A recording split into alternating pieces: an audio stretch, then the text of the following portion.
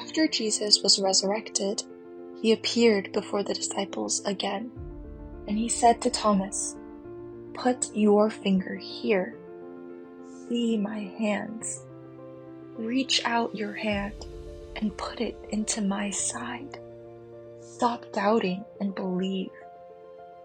The Lord did not say this word to rebuke Thomas. He knew that Thomas's love toward him was more passionate than anyone. As an example, when the Lord heard Lazarus' death and said he would go to Jerusalem, the disciples dissuaded Jesus from going there because he had already been threatened by the Jews.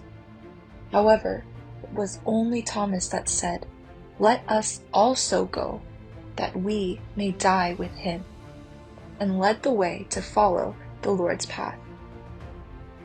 When the disciples asserted that they had seen the resurrected Lord unexpectedly, Thomas said to the disciples, "Unless I see the nail marks in his hands, and put my finger where the nails were, and put my hand into his side, I will not believe."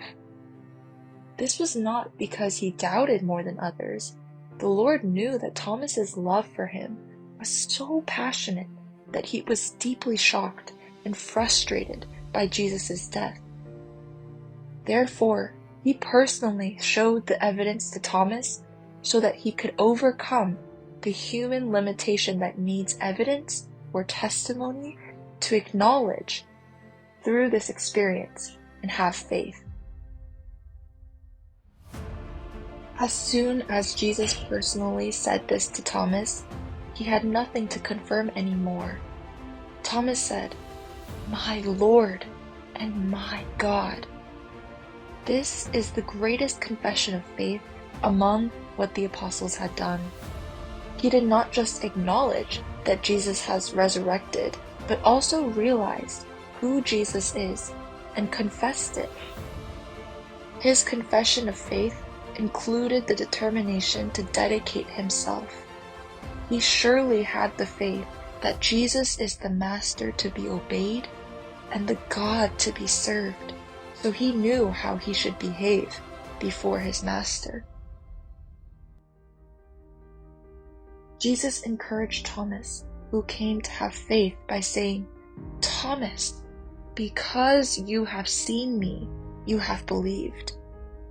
And then added, "Blessed are those who have not seen and yet have believed." Thomas had the personal experience of seeing the resurrected Lord, and it allowed him to believe in him. However, the next generation after the Lord ascended into heaven cannot have any chance to see him with their own eyes.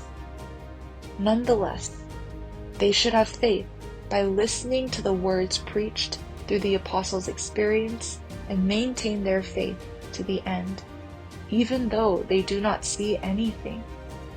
This is the blessed faith that the Lord spoke of. It is human thought that experiencing special miracles is the only way to attain a higher level of faith. Miracles do not give faith. They are the result of an individual's faith.